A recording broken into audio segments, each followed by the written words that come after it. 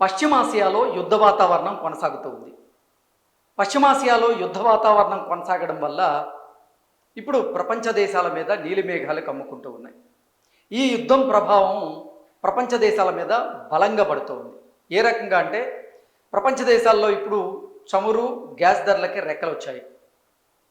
ఈ ప్రభావం హోటళ్ళ మీద, అలాగే రెస్టారెంట్ల మీద, దేవాలయాల మీద కూడా బలంగా పడుతూ ఉంది. ఇప్పుడు ఈ యుద్ధ ప్రభావమే అయోధ్య రాముడి భక్తులకి కూడా తాకింది.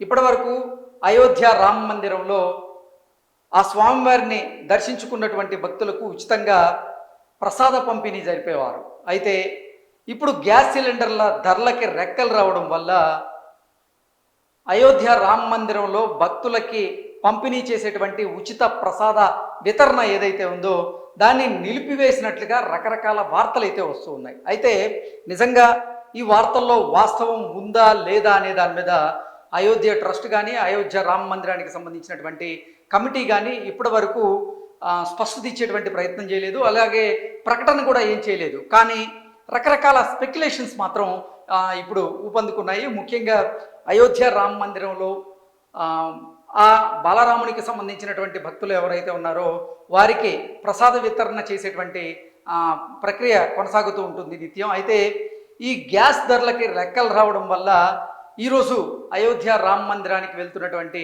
భక్తులు ఎవరైతే ఉన్నారో వారికి ఉచిత ప్రసాద పంపిణీ వితరణ కార్యక్రమం ఏదైతే ఉందో దాన్ని నిలిపివేసినట్లుగా రకరకాల వార్తలు అయితే వస్తున్నాయి. మరి ఈ వార్తల్లో వాస్తవం ఉందో లేదో తెలియదు, కానీ నిజంగా ప్రపంచవ్యాప్తంగా మాత్రం ఈ యుద్ధ ప్రభావం బలంగా పడుతోంది. అందుకే ప్రపంచ దేశాలు కూడా ఈ యుద్ధాన్ని ఉన్నపలంగా నిలిపేయండి అంటూ అగ్రరాజ్య అమెరికా అధ్యక్షుడైనటువంటి డొనాల్డ్ ట్రంప్ మీద ఒత్తిడి చేసేటువంటి ప్రయత్నం చేస్తూ ఉన్నాయి.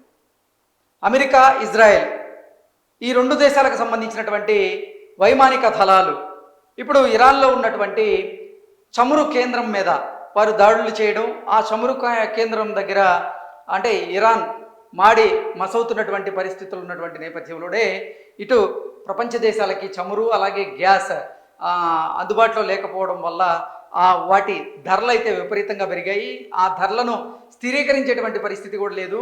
ఆ ధరలు స్థిరీకరించాలి అంటే ఖచ్చితంగా కావలసినటువంటి రీతిలో, కావాల్సినటువంటి పరిణామంలో ఆ రెండు అందితే మాత్రమే ధరలు స్థిరీకరణ జరిగేటువంటి అవకాశం అయితే ఉంటుంది. కానీ ఇప్పుడు ఈ యుద్ధ ప్రభావం చూసుకున్నట్లయితే ఖచ్చితంగా ప్రపంచ దేశాల మీద బలంగా పడుతుంది. ముఖ్యంగా అమెరికా మీద కూడా ఈ ప్రభావం పడుతుంది అంటూ డొనాల్డ్ ట్రంప్కి సంబంధించినటువంటి సలహాదారులు కూడా ఆయనకి యుద్ధాన్ని ఆపేస్తేనే మంచిది అంటూ సలహా ఇచ్చినట్లుగా కూడా రకరకాల వార్తలు అయితే వచ్చాయి. అయితే శ్వేత సౌధం మాత్రం దీని మీద ఒక క్లారిటీ ఇచ్చేటువంటి ప్రయత్నం చేసింది. యుద్ధాన్ని ముగించేటువంటి ప్రసక్తి లేదు. అలాగే డొనాల్డ్ ట్రంప్కి సంబంధించినటువంటి సలహాదారులు ఆయనకి ఇటువంటి సలహాలు ఇచ్చారు అంటూ వస్తున్నటువంటి వార్తల్లో వాస్తవం లేదు అంటూ కూడా శ్వేత సౌధం ఆ వార్తని ఖండించేటువంటి ప్రయత్నం చేసింది. అయితే ఎట్టి పరిస్థితుల్లో ఉన్న ఫలంగా యుద్ధం గనక ఆగకపోతే చమురుకు సంబంధించినటువంటి నిల్వలు ప్రపంచ దేశాల్లో తగ్గిపోయేటువంటి అవకాశం ఉంది. అలాగే గ్యాస్కి సంబంధించినటువంటి నిల్వలు కూడా తగ్గిపోయేటువంటి అవకాశం ఉంది. అది రాబోయేటువంటి రోజుల్లో ప్రమాదంగా మారి ఎక్కువ మంది ఇబ్బంది పడేటువంటి పరిస్థితులు అయితే వచ్చే అవకాశం ఉందంటూ కూడా అంతర్జాతీయ స్థాయి నిపుణులు అయితే విశ్లేషణ చేస్తూ ఉన్నారు. ఈ నేపథ్యంలోనే ఈ గ్యాస్ కానివ్వండి, అలాగే చమురుకు సంబంధించినటువంటి ధరలు పెరగడం వల్ల ఆ ప్రభావం ఇప్పుడు ప్రపంచ దేశాల మీద బలంగా పడడం వల్ల ఇప్పుడు ప్రపంచ దేశాల్లో ఉన్నటువంటి హోటల్స్ కానీ, అలాగే రెస్టారెంట్లు కానీ మూతపడాల్సినటువంటి పరిస్థితి రాబోతుందంటూ కూడా పెద్ద ఎత్తున వార్తలు అయితే వస్తున్నాయి. ప్రస్తుతం హైదరాబాద్లో ఉన్నటువంటి హాస్టల్స్, హోటల్స్, రెస్టారెంట్లు ఇవన్నీ కూడా నడపలేని పరిస్థితి ఉంది. ఎందుకంటే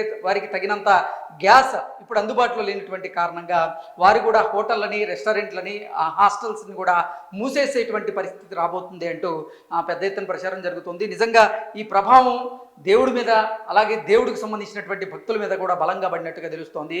అయోధ్య రామ మందిరానికి వచ్చేటువంటి భక్తులు ఎవరైతే ఉన్నారో ఆ బాలరాముణ్ణి స్మరిస్తూ దర్శనం చేసుకొని తర్వాత బయటకు వచ్చేటువంటి భక్తులు ఎవరైతే ఉన్నారో వారికి ఇప్పటి వరకు ఉచిత ప్రసాద పంపిణీ వితరణ అయితే జరిగేది. అయితే గ్యాస్ సిలిండర్ల ధరలు పెరగడం వల్ల, గ్యాస్ సిలిండర్లు తగినన్ని అందుబాటులో లేకపోవడం వల్ల అక్కడ ఉచితంగా పంపిణీ చేసేటువంటి ప్రసాద వితరణ ఏదైతే ఉందో అది నిలిచిపోయినట్లుగా కూడా రకరకాల వార్తలు అయితే వస్తున్నాయి.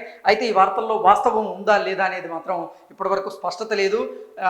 అంటే అయోధ్య రామ మందిరానికి సంబంధించినటువంటి కమిటీ కానీ ఆ టెంపుల్కి సంబంధించినటువంటి కమిటీ కానీ ఒక స్పష్టత ఇస్తే కానీ ఈ స్పెక్యులేషన్స్ ఆగేటువంటి పరిస్థితి అయితే లేదు. Thank you so much.